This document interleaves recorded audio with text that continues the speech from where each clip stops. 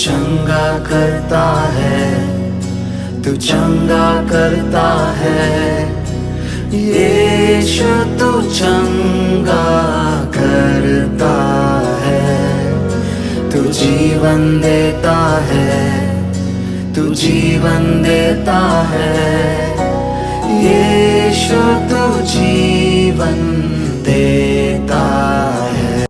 जब एक परमेश्वर के राज्य को या परमेश्वर के अधिकारी को या परमेश्वर के जो योजना है उसे नष्ट करने की कोशिश करता है, तब मूसा क्या कहता है कि तू उनकी भेंट के ऊपर ध्यान मत दे, तू उनकी भेंट को ग्रहण मत कर। आगे, मैंने तो उनसे एक गधा नहीं लिया, मैंने तो उनसे एक गधा नहीं लिया और न उनमें से किसी की हानि की है, और ना ही उनमें से किसी की हानि की है। प्रियो, यहाँ पर देखो क्या लिखा है उसने कि मैंने ना ही उनमें से एक गधा लिया और ना ही मैंने उनमें से किसी की हानि की है। प्रियो, मूसा ऐसा क्यों कह रहा है मालूम? जब भी वो सेविकाई कर रहा था या वो जब भी काम कर रहा था, वो कभी भी लोगों पर डिपेंड नहीं था, वहां के जो लोगों थे उन पर वो निर्भर नहीं था, वो अपना पालन पोषण खुद कर रहा था। कभी कभी क्या होता है कि प्रियो कि एखादे मनुष्य को कोई मदद करने लगता है ना, तो वो उसकी जीवन शैली में एक अधिकारी बन जाता है और उसके घरेलू मामले में या उसकी जीवन शैली में वो आके क्या करने लगता है, व्यवहार करने लगता है। अरे ऐसा करना चाहिए था ना, अरे ऐसा करना चाहिए था, अरे ऐसा बोलना चाहिए था। पर हमें देखने को मिलता है कि मूसा इन बातों को बता रहा है यहोवा परमेश्वर को, मैंने इनसे किसी से भी एक गधा भी कभी लिया नहीं है। प्रियो, जब हम काम कर रहे हैं हमें पूरी निष्ठा के साथ, पूरी ईमानदारी के साथ करना है, पर किसी के बोझ के तले दब के काम नहीं करना है। जब हम किसी के बोझ के तले दब के काम करेंगे, वो हमारा व्यापार करने लगेगा। मैं प्रियो मसीह जीवन में जानता हूं, मैं कभी भी कहीं पर भी काम किया हूं, क्या कुछ भी किया हूं, जो भी परमेश्वर का छोटा मोटा राज्य का मैंने काम किया है, मैं कभी भी किसी और मनुष्य पर निर्भर नहीं रहा, क्योंकि मैं जानता था अगर मैं किसी के ऊपर निर्भर रह गया काम करते समय, तो वो आकर आने वाले दिनों में मेरा निर्णय लेने लगेगा या मेरे जीवन में क्या करना है वो मुझे बताने लगेगा। इसलिए किसी के भी बोझ के तले दब कर काम ना करना, ये आपके लिए बहुत अच्छा होगा और आपकी जीवन शैली में, आपकी सेविकाई में परमेश्वर और बहुत अच्छी रीति से आपका इस्तेमाल करेगा।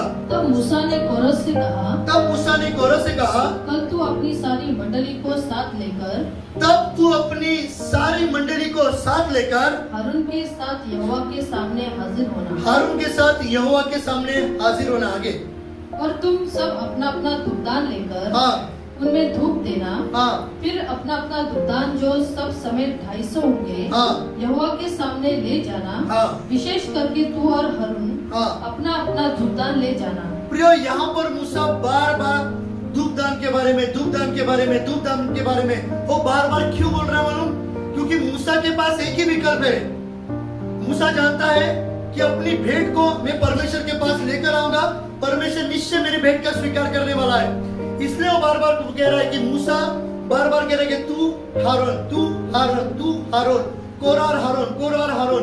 क्यों प्रियो? क्योंकि उत्तर केवल उससे ही मिलने वाला है। प्रियो, हमारी लड़ाई क्या है ये हमें समझने की जरूरत है। हमारी लड़ाई आत्मिक है क्या हमारी लड़ाई दैहिक है? और मूसा यहाँ पर पूरी तरह से आत्मिक लड़ाई कर रहा है। उसकी लड़ाई में कहां पर भी दैहिक लड़ाई नहीं दिखाई दे रही हमें, वो आत्मिक लड़ाई दिखाई दे रही है। और आत्मिक लड़ाई क्या है कि हम परमेश्वर के पास भेंट लेकर आएंगे, जिसका भी भेंट परमेश्वर स्वीकार करेगा, समझना कि उसके प्रार्थना का उत्तर परमेश्वर ने दिया है। प्रियो, हमारे भी जीवन में यही विचार होना चाहिए। हम प्रार्थना करेंगे, परमेश्वर हमें उत्तर देगा। जो लोग परमेश्वर के सामने खड़े रहते हैं, जो परमेश्वर की उपस्थिति के सामने खड़े रहते हैं, निश्चय परमेश्वर उनकी प्रार्थना को सुनता है और उनकी भेंट का स्वीकार किया जाता है। मूसा भी जानता था कि परमेश्वर निश्चय मेरी प्रार्थना का उत्तर देगा, क्योंकि वो परमेश्वर के सामने खड़ा रहने वाला मनुष्य था।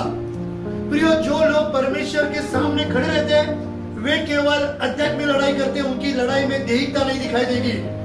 वे केवल प्रार्थना के द्वारा, वचनों के द्वारा उत्तर मांगेंगे और परमेश्वर प्रार्थना के द्वारा, वचनों के द्वारा प्रिय उत्तर देता है। और ये जो मूसा लड़ाई कर रहा है, यही लड़ने की तैयारी हमें भी करना है। हमें भी इसी बात से लड़ाई करनी है। और ये लड़ाई प्रियो आत्मिक लड़ाई है, परमेश्वर के सानिध्य में बैठना और प्रार्थना करना। उन्होंने अपना अपना दुर्दान लेकर और उनमें में आग रखकर हम्म। उन पर धूप डाला हाँ। और मूसा और हारून के साथ मिलाप वाले तंबू के द्वार पर खड़े हुए। कोरह ने सारी मंडली को उनके विरुद्ध मिलाप वाले तंबू के द्वार पर इकट्ठा कर लिया। हाँ। तब यहोवा का तेज सारी मंडली को दिखाई दिया। प्रियो, एक ऐसा सनक से भरा हुआ मनुष्य अपने अधिकार के बातों को पूरा करने के लिए क्या किया? उसने सारे मंडली को किसके विरुद्ध में खड़ा किया? परमेश्वर यहोवा के विरुद्ध में खड़ा किया है। और उसके सामने से क्या गया है? परमेश्वर का एक तेज गया है। उसके सामने से परमेश्वर का एक ऐसी आग गई है। और इन बातों को सब जन ने देखा है। आगे, तब यहोवा ने मूसा और हारून से कहा, तब यहोवा ने मूसा और हारून से कहा, उस मंडली के बीच में से अलग हो जाओ, उस मंडली के बीच में से अलग हो जाओ, कि मैं उन्हें पल भर में भस्म कर डालूं। क्या कहता है प्रियो? कि उस मंडली के बीच में से अलग हो जाओ, कि मैं उन्हें पल भर में क्या कर दूं? भस्म कर दूं। प्रियो, जहां पर विद्रोह करने वाले लोग हैं, या जहां पर वे अधिकारियों का मान सम्मान नहीं करते, या अधिकार के अधीनता में नहीं रहते, या वे अपनी लड़ाई लड़ रहे, या अपने आप को ही ऊंचा उठा रहे, तो परमेश्वर क्या कहता है? कि उनके तंबू से दूर हो जाओ, उनके निवास स्थान से दूर हो जाओ। और प्रियो, यही चेतावनी प्रभु हमें भी देता है। जहां पर विद्रोह का आत्मा है, वहां पर हमें खड़े रहने की जरूरत नहीं है प्रियो। हम हमारी आध्यात्मिक जीवन शैली को नष्ट कर देंगे। और यही यहाँ पर हमें देखने को मिल रहा है। तब वे मुंह के बल गिर के कहने लगे, हाँ। हे ईश्वर, हाँ। इस सब प्राणियों के आत्माओं के परमेश्वर, हाँ। क्या एक पुरुष के पाप के कारण तेरा क्रोध सारी मंडली पर होगा? प्रियो, यहाँ पर हमें देखने को मिल रहा है कि एक पुरुष के कारण क्या सारा क्रोध सारी मंडली पर उतरेगा? प्रियो, मूसा अत्यंत नम्र मनुष्य था। मूसा स्थितियों को जानता था, परिस्थिति को जानता था कि वहां पर किस प्रकार के हालात है। इसलिए वे दोनों परमेश्वर के सानिध्य में गिर गए।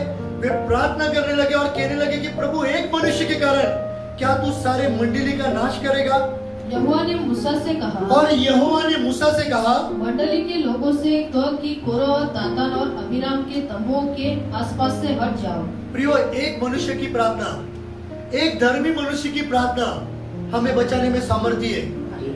ये एक मूसा धर्मी मनुष्य है प्रियो। इसने जब प्रार्थना की, तब यहोवा परमेश्वर ने उत्तर दिया। क्या उत्तर दिया? तेरे लोगों को बोल, तेरे लोगों को बोल, दातान, अबीराम और कोरह के तंबू के पास से अपने आप को दूर कर, अपने आप को अलग कर। प्रियो, परमेश्वर जब अपने दासों की तरह, सेवकों की तरह चेतावनी देता है, तब अपने आप को हमें दूर करना है। हमें व्यभिचार से अपने आप को दूर करना है। हमें नाना प्रकार के गलत पिक्चर देखने से अपने आप को दूर करना है। हमें नाना प्रकार के टेलीविजन को देखने से अपने आप को दूर करना है। प्रियो, ये बातें हमें एक अधोलोक में लेकर जा रही है। प्रियो, सोशल मीडिया हमें एक बड़ी अधोलोक में लेकर जा रही है। और ये हमें समझने की जरूरत है। जब प्रभु हमें कह रहा है कि इन बातों से अलग हो जाओ, तो हमें अलग होना है। पर प्रियो, आज हमारे सामने दातान, अबीराम, कोरह जैसे लोग हैं जो हमारे मनों को फुसला लेते हैं, जो हमारे मनों को जंजीर से बांध के रखते, जकड़ के रखते, उसमें से हमारे लिए छूटना अत्यंत मुश्किल हो जाता है। हमें इन दातान, अबीराम, कोरह जैसी बातों से दूर रहना है। अपने आप के तंबू के निवास को वहां से हटाना है प्रियो। हमारे स्कूल में, हमारे कॉलेज में, हमारे कंपनीज में भी दातान, अबीराम, कोरह जैसे लोग होते जो हमें भरमा देते, हमें पता भी नहीं चलता। तब मूसा उठकर हाँ। दातान और अबीराम के पास गया, हाँ। और इस्राएलियों के वृद्ध लोग उसके पीछे पीछे गए।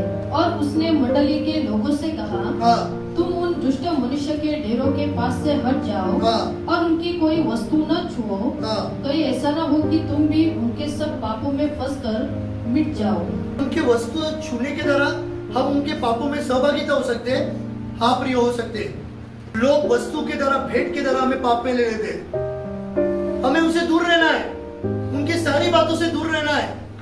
अनेक लोग वस्तु के द्वारा ट्रैप करते प्रियो, पर आप उसकी वस्तु के द्वारा उसे गुलाम मत बन जाना।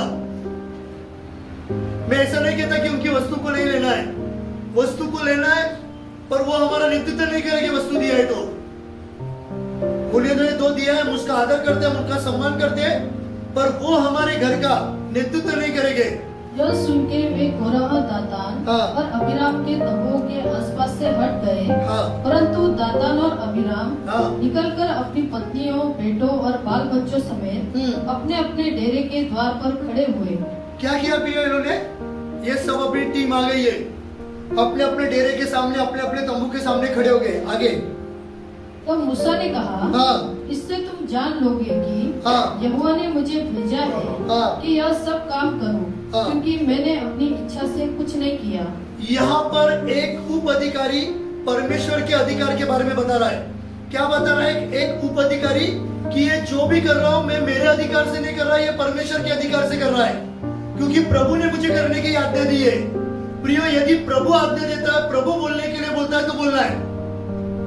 वहां पर उसने वही बात बताई है कि ये जो भी बातें हो रही है ये मेरे अधिकार के अधीन नहीं है, ये परमेश्वर यहोवा के अधिकार के अधीन हो रहा है। आगे यदि उन मनुष्य की मृत्यु हाँ। और सब मनुष्य के समान हो हाँ। और उनका दंड सब मनुष्य के समान हो, तब जानो कि मैं यहोवा का भेजा हुआ नहीं हूँ। हाँ। परंतु यदि यहोवा अपनी अनोखी शक्ति प्रकट करे हाँ। और पृथ्वी पर अपना मुंह पसार कर उनको हाँ। और उनका सब कुछ निकल जाए हाँ। और वे जीते जी अधोलोक में जा पड़े, हाँ। तो तुम समझ लो हाँ। कि इन मनुष्य ने यहोवा का अपमान किया है। प्रियो, यहाँ पर कंडीशन दिया गया है, दो प्रकार की मृत्यु के बारे में बताया गया है। एक साधारण रीति से सबका हो रहा है तो समझो कि ये परमेश्वर की ओर से नहीं है, पर यदि अगर पृथ्वी खुल जाती है और उसमें सब गिर जाते हैं तो समझने गए कि ये परमेश्वर का क्रोध है। हालेलुया। एक परमेश्वर का जन किस प्रकार की बातों को कह रहा है? फिर एक बार वो दोनों वचन पढ़। परंतु यदि यहोवा अपनी अनोखी शक्ति प्रकट करे यदि यहोवा अपनी अनोखी शक्ति प्रकट करे और पृथ्वी अपना मुंह पसार कर और पृथ्वी अपना मुंह पसार कर उनको और उनका सब कुछ निकल जाए उनका और उनका सब कुछ निकल जाए और वे जीते जी अधोलोक में जा पड़े, और वे जीते जी अधोलोक में जा पड़े, तो तुम समझ लो कि इन मनुष्य ने यहोवा का अपमान किया है। फिर तुम जान लेना कि इन मनुष्य ने क्या किया है? परमेश्वर यहोवा का अपमान किया है। आगे वो ये बातें कह ही चुका था वो ये बातें कह ही चुका था कि भूमि उन लोगों के पाँव के नीचे फट गई। क्या लिखा है प्रियो? वो बातें ये कह ही रहा था कि भूमि उन लोगों के नीचे फट गई और वे सारे लोग अपने सामान के साथ, अपने वस्तुओं के साथ कहाँ जा गिरे? अधोलोक में जा गिरे। प्रियो, अधोलोक में जाके गिरने की जरूरत क्या थी? प्रभु का वचन कहता है कि अधोलोक के फाटक कलीसिया पर प्रबल नहीं होंगे। तो ये अधोलोक कैसा खुला है? जब जब प्रियो मनुष्य विद्रोह करता है या अधिकार के खिलाफ काम करता है, तब क्या होता है प्रियो? अधोलोक खुल जाता है। पर अधोलोक बंद कैसा हो सकता है? अधिकार के अधीनता में आने के द्वारा अधोलोक बंद हो जाता है और परमेश्वर का द्वार खुल जाता है। हालेलुया। क्या होता है प्रियो? अधोलोक के द्वार कैसे खुलते हैं? विद्रोह के द्वारा। विद्रोह के द्वारा अधोलोक के फाटक खुल जाते हैं, पर अधिकार के अधीनता में आने के द्वारा अधोलोक के फाटक बंद हो जाते हैं और परमेश्वर के द्वार खुल जाते हैं। हालेलुया। इसलिए प्रियो, हमें हमेशा परमेश्वर के अधिकार के अधीनता में रहना है। प्रियो, ये ऐसी घटना है जिसने हमें एक सीख दी है। इसलिए प्रियो, हमें हमेशा परमेश्वर के अधिकार के अधीनता में रहना है। परमेश्वर ने जो सेवक दिया है उनके अधीनता में रहना है कि जिसके द्वारा परमेश्वर की नाम की महिमा होती रहेगी। मैं फिर एक बार बताना चाहता हूँ कि अधीनता में रहना मतलब गुलाम नहीं। कभी कभी क्या होता है कि जब आप लोग पास्टर को करेक्शन नहीं करेंगे, अगर वो पास्टर सुन के नहीं लेगा तो वो भी फिर एक कोरा के मार्ग में जा रहा है, वो भी एक अलग अधिकारी बन बैठा है। हर एक मनुष्य के जीवन में करेक्शन की जरूरत होती है। अगर मनुष्य करेक्शन को स्वीकार नहीं करेगा तो वो अपने आप जीवन शैली में अपने आप को बादशाह बन बैठेगा। उसे लगेगा कि मैं बोलूंगा वही पूर्व दिशा। ऐसा कभी नहीं होता। एक अधिकारियों को करेक्शन करना या उसे समझाना ये पाप नहीं है। समझ में आया प्रियो? एक अधिकारी का करेक्शन करना, उसे समझाना ये पाप नहीं है। इसमें केवल क्या होती है? मंडली की उन्नति होती है।